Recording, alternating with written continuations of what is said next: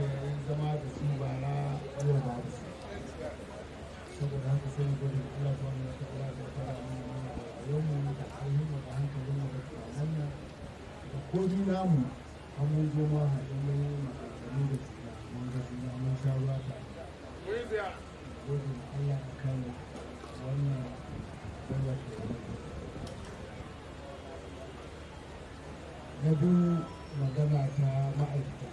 alhamdulahi shi shugaba ya faɗi a kowace ne abin da nake faɗi shi ne ba zan taɓa yarda ba duk halin da muke ciki in kasa biya a bashi wanda ba bugun gaba ba in ba ni ba ne da wallahi za a yi wata riba a biya a bashi kuma a cikin ba ta da don mun ga an yi wancan lokaci amma ganin cewa hakki ne na al'umma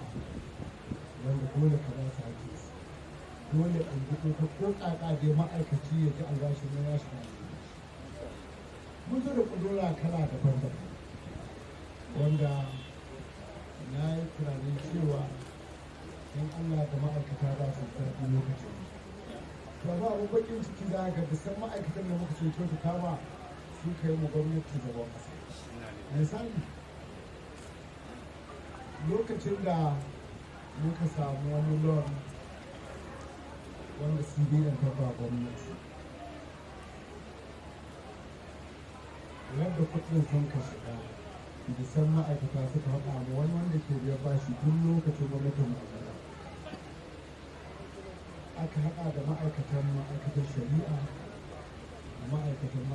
kuɗi aka haɗa da mutumin nan cewa kuɗi sun shiga a kawo gwamnati nan da aka je kotu aka yi gamishin da a kawo gwamnati aka cire 1 biliyan 600 nan take sai da abin ma ya zo da wulaƙanci duk UBA da aka nuna ku bincika sai da aka tafi aka kai masa kata-kata har balls ɗin da aka kwashe kwamfutoci duk wani branch da UBA na kaduna kuma da kuma aikata mun yi cikin jihar to kaga irin wannan biyar da gwamnati ke so ta yi shi san ce mata da wannan to na yadda a je ma'aikata ko in kun yarda a rinka yin rijista april mutum nawa ya zo aiki mutum nawa ya zo lokacin da an ka ce a yi aiki lokacin da aka ce a tashi in ta haka da za ka samu mutum dubu da ka iya samun gashi amma duk da cewa zan kawo da kai ga waɗannan da ce wani biyan albashi ko ta ɗaya sannan don ku san da muna yi da ku da san cikin ku ne ke sakataren gwamnati da san tsohon ma'aikacin ku wanda tun lokacin da ban hau gwamnati ba yake aikin gwamnati yake fama da sakar nome chief of staff da gwamnati da san cikin ku ne ko kuma head of wanda yana so duk sai kayan siyasa ta asiri don in kyautata mu kuma in sa waɗanda na sani za su taimake idan na yi imani waɗannan su Ibrahim Suleiman za su tsaya su dubi matsalar ku kuma su taimake ku inda kake so shi yasa ni kawo ku su kusa gare ni domin su rinka bani shawarwari ta hanyar da za a taimaka alhamdulillah ce mai ya bayani yau maganar matsalar tsaro a ƙasar mun ka san wahalar mun ka san fitilar da a cikin mun ka san kuɗin da ake kashe yau alhamdulillah ko ka so ko ka ki samun cewa mun samu nasara 100% ko 90% ba amma dai alhamdulillah yau yadda abin da kake tunawa a wasu jihohi kai ka san zamfara ka samu wannan sauƙin ba wai zama kwanci ke samun shi ba sai da dagewa sai da kashe kuɗi sai da bibiyar abubuwa saboda haka yau in ba don matsalolin da ke harawa kuna da ma'aikata cikin sun sani nawa ake cire ma gwamnati ga wata duk kuma ma'aikata akwai amfani da kasuwanci ba shi nawa ake cirewa yanzu haka gari shi nawa a gari ma a bankuna jira da aka kuɗin su shiga a wani kuma bai da damun ya ajiye da cewa kuɗin za su da kuɗin za su da kuɗi rufin na ya kamata ma'aikata ma su yaba mana su gaya aka yi muna biyan albashi ba mu kasa biyan albashi ba da pension da gratis wanda muka hau bashin da ake biya na gratis a kuma bashir ko ma yana da ku ya sani bashi nawa ake biya na pension da gratis ko da muka hau nawa aka ɗauka na pension da gratis ko tambayi waɗanda suka yi transition committee amma yau tun daga muka gani har jiha babu wancan da muka taɓa ayyukan rabiya sannan kuma abun damuwa a nan shi ne da a ga su kai su gratuity suna ƙaruwa amma kuma albashi ne ya kamata idan suna ƙaruwa to albashi has to drop because wasu suna bada aiki to amma sai ka ga kowane yana hawa kamar hawan man fetur da dala ga ma'aikata da pension da gratuity wanda na sha faɗa muku cewa ya kamata mu taimaki juna wannan savings in kun yi aiki aka same shi wallahi ba wani da kai ku za ka ba kun kawo duk da wani kawa na a sai abinci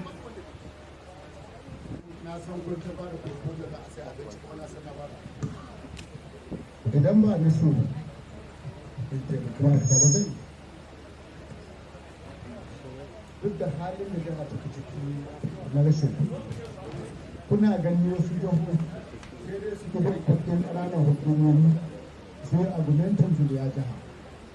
ashi wasu ba jihar ba su daga kuma abin da ba to tunani na duk tare muke ya kamata mu rika wa juna adalci yau in da kuɗi wallahi ba abin da zai hana a biya ku duk noma cikin ku a rika biyan ku nuclear ɗinku da sauran sun bi jamu da su to in station ma ba ko albashin ma sai ka ciwo bashi akwai wani cikin tsohon gwamnati ya ma rantsuwa da Allah ya ce ko da mun kawo abin da an kace a bamu wata uku daga wannan wata ba mu ko da ya bar ko ba mu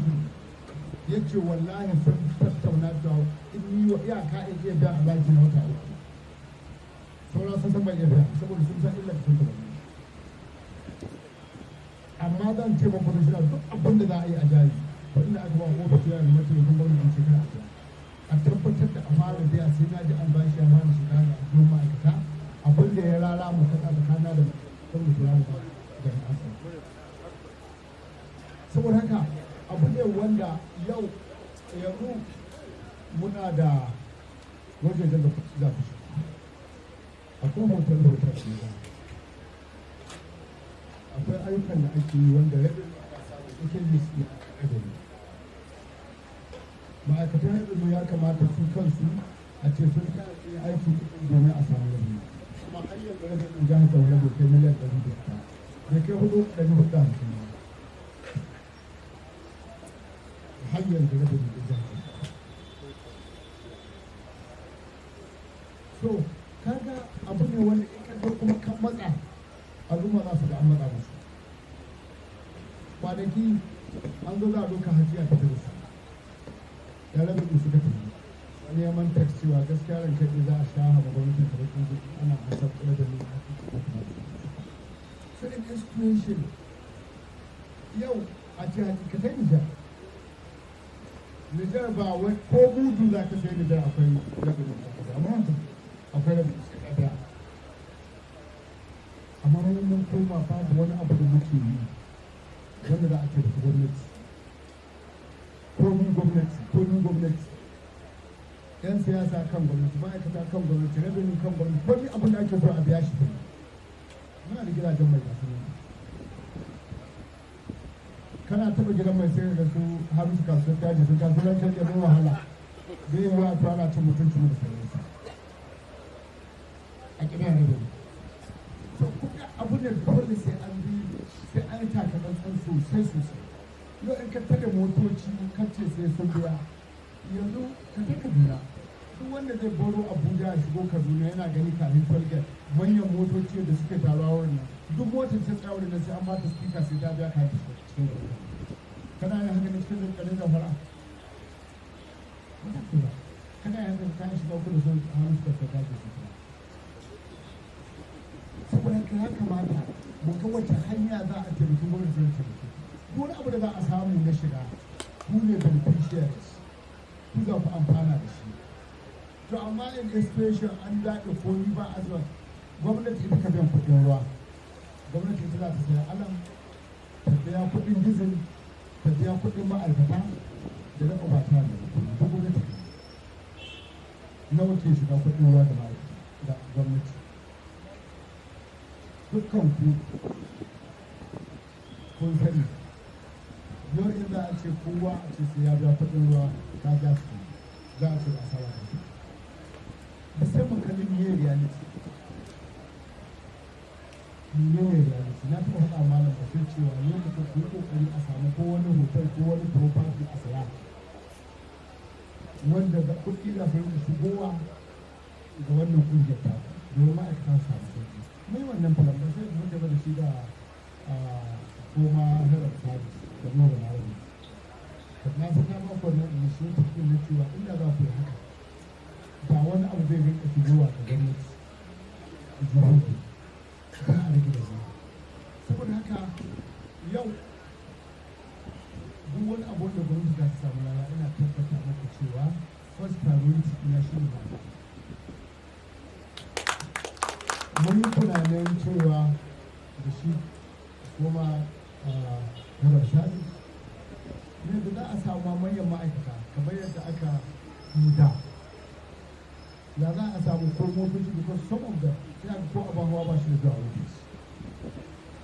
this is the environment inda za ka iya a ce wacce ke za a yi a samu motoci a rage musu kuɗi ma'aikata manya da harkoci da sauransu su ɗan samu suna da hankali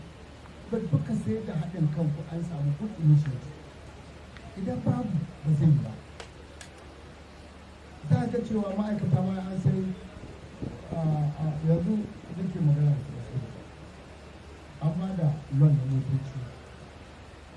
tun daga alkalai har sama da wasu da ta yanzu da muke magana su babu reduction da aka haka babu kudin da na gwamnati ne aka sai kayan amma a tsaya a yi aikin yadda ya dace a yi shi domin gwamnati ta rage nauyi ba za a tsaya a yi shi su ya kamata ma'aikata ku ne injin rumbu ko wace rumbu ku ya kamata a ce ku ne searchlight da za a ga haske kuna tuka ku koya mu na kasa da ku idan suka samu tarbiyyar ta yadda za a da aikin gwamnati to sai ka ga cewa wasu abubuwa da gwamnati ke rasawa za su fi yawancin ku da ke sauƙaf da fara sata na gwamnati irin jiya da sauran ma'aikatan da ake da samun irin ina son da Allah shugabanni ku tsaya ku yi taxin ɗin waɗannan ma'aikatan ku ga abin da suke samun wanci ni ko na muku alkawari 80% na abin da aka samu zan ba ku wannan lokacin da mu ba wai muna su ba a'a ku tsaya duk wani wuri inda an raka renting agency to ku tsaya ku ga cewa an yi aikin da ya dace abinda aka samu na revenue a assuring government ne only 20% out of 100%. 80% will goes to me yasa banki yake ci gaba banki in baka yi aiki ba target aka baka in baka cimma target din nan ba ko an ba shi ba su da kai na mutum da su just adopt the system of that ma'aikata kuma kuna da ƙwarewa a ga all these revenue agencies kun san su sai ku tsaya da ma'aikatan naku kai taxing din su muna projecting kaza daga nan zuwa lokaci kaza ko duk wata this is our projection a wannan ma'aikatan idan da gaske suna son ku suna son ma'aikata su ci gaba suna son ma'aikata su ci daɗi ku ba su target ku gani a dai going to meet that target ni ni ko na ba SSB da head of service da chief of staff dama duk abin da aka samu kowace ma'aikata wallahi 80% a raba ma ma'aikata su have a lot of bills na a samu lokacin da aka yi maulidi mun je da daddare ya ce to ka gani da ya kamata a ce ma'aikata su to su yi aiki ga mutane sun kawo 10 ga su nan mun sha zuwa maulidin Nijar ta kaula ka je ka ga da aka taksir duk wanda ya kawo ɗan ko sai a gare ka sai ka ba da wani da mutanen da na taru din nan Allah ɗaya ya san abin da za ku samu wallahi amma saboda babu initiative babu wanda ya da mutum kusan miliyan nawa suka zo jihar Zamfara har yanzu in ka ga hanyar fari na da kwatar za ga har yanzu a perimeters din su suna nan da shagunan kuma haka suke sana'a su ba su da gwamnati ba kuma hilin gwamnati wanda initiative ne na ma'aikatan gwamnati na su wannan initiative a kai jama'a ga mutane sun shigo ne da a samu idan ka je ka ga mai yankan nama a Nijar rago an yanka shi sai ka biya in ka gasa shi sai ka biya za ka ga an buga mai stamp in ba haka stamp ɗin ba ma ga naman ba za ka saya ba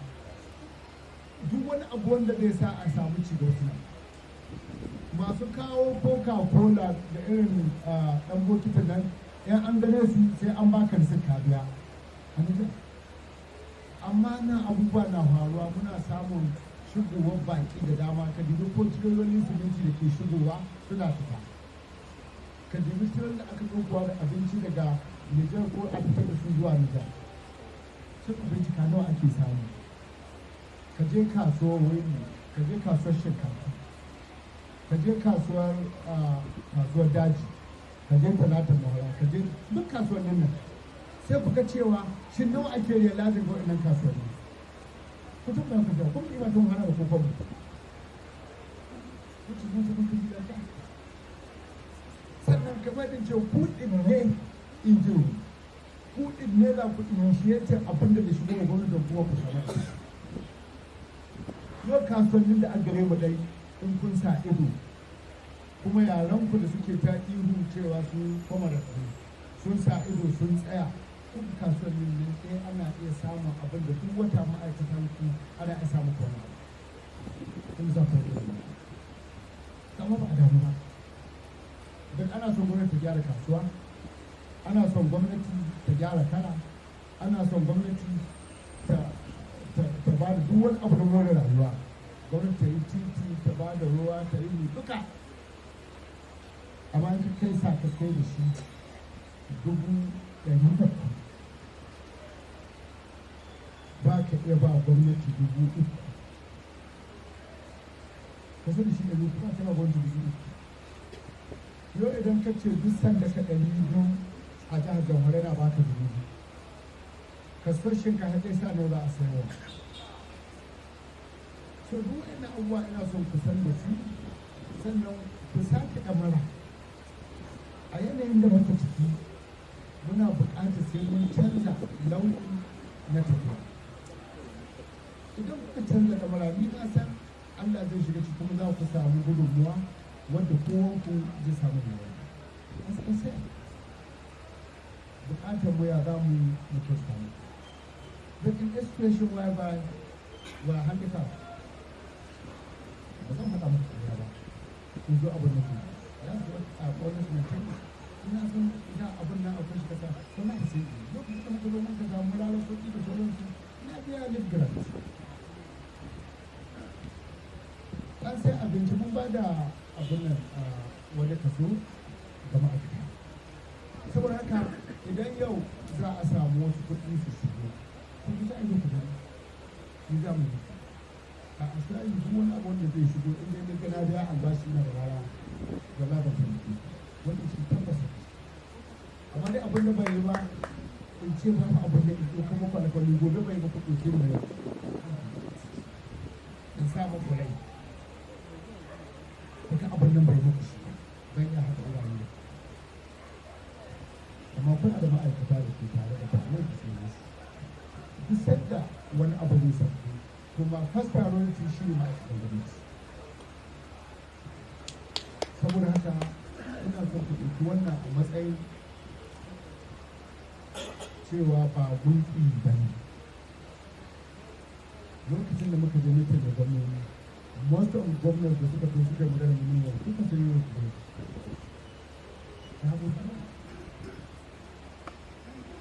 Wasu kuma suka katse ma'aikata suka rage. Mun san gwamnonin da yawa ana ta fama da matsaloli an kori wannan an kori to mu ba mu kora ma doka muka yi. Yanzu an kuma ta falla har da akwai ma'aikata na ma'aikatar hotel and tourism da za mu aiki. Wani ma'aikata da za mu ɗauka na hotel and tourism saboda gine-ginen da muke muna son mu maida su commercial. Wurin ta rinka samun kaɗin su. Wani muna da hotel a Abuja ko muna da wannan Mississippi wanda muka gyara mu maida shi apartment za da Kaduna ma za mu maida ta hotel ita ma haka za a yi wanda yake rinka samun kaɗin su. Wani abin da ya fahimta gwamnatin jihar da lokacin ne da wannan gwamnati ba mu ma da property da kai miliyan ba mu shi property guda na gwamnatin da za ta fito da shi a 100 miliyan ba mu shi. Ni alhamdulillah muna da property da kuma mu haɗa su muna iya samun kusan over 12 miliyan wanda kun ga kudin fitin da waɗannan abubuwa domin mutanen ku za su yi da fitin da su su muke so yanzu mu koyi rukunin ma'aikata wajen gudana ko da ni da 70 da na ba da approval wanda ya an dace su za mu ga yadda za mu sa su wasu su manajan daji da sauran su suka gurgudu haka ma'aikata lafiya ita ma da sauran za mu ɗauka haka ƙoƙari ya za mu yi yanzu muna da asibitota 147 za mu ba da wannan keken na ambulance guda 147 kuma muna da buƙatar dalilan ta 147 likitoci nawa za a samu supporting staff nawa za a ɗauka duk nan na bisa gwamnati yanzu ba za mu yi waɗannan asibitota mu wasu ƙararramu samun shi dole sai mun ɗauki ma'aikata mun tura su domin mutane su samu sauƙi da muke son samu shi ya samu gina wannan asibitota ko kuma shi ma wani nauyi ne ko duk mutanen ku ne za su amfani da haka muna ƙara kira da mu ita gwamnati a koyaushe ba ta da wasu ɗaya da na wuce ma'aikata duk gwamnan da ya sa abin da ya kai to dole ya taimaki ma'aikatan gwamnati domin shi ne ke wani ma'aikatan gwamnati na san wahalar da nake shi sannan waɗannan hau gwamnan yanzu ba mu da tun daga level 8 babu wani ƙari babu wani promotion nothing hanko ya kamata a nuna adalci mun yi promotion na malamai a makaranta ko da muka hau shekara nawa ana gwamnati me yasa waɗancan ba su yi ba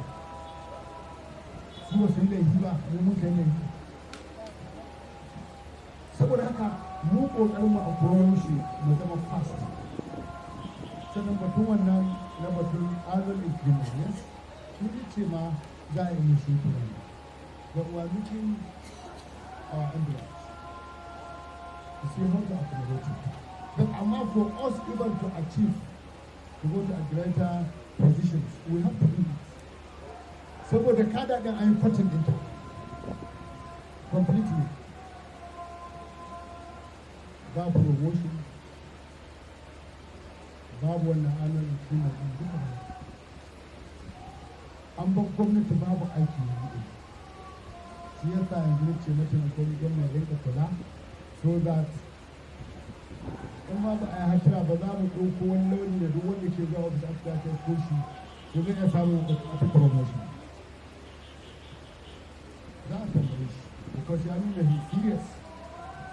idan an kan kuma da ɗauke da bin ɗaukaki shekara ta nawa da kama wani da sa ta yi ko motion automatic so that I encourage others to want to go. Don haka ina godiya da likitan da kuma yana ƙara ba ku tabbacin cewa we do everything humanly possible to see mun taimake ku da abin da mun kaga za mu iya. Akwai agreement da aka yi wanda head of service has briefed me that I think we have to see close to the leadership of the union, different unions, so that we can discuss the best way to do and reach an agreement on what to do. Because it's not for conventions, it's for the leadership of the unions and the government to reach an agreement on that. Therefore, after this, maybe we can see in a close group the leadership and the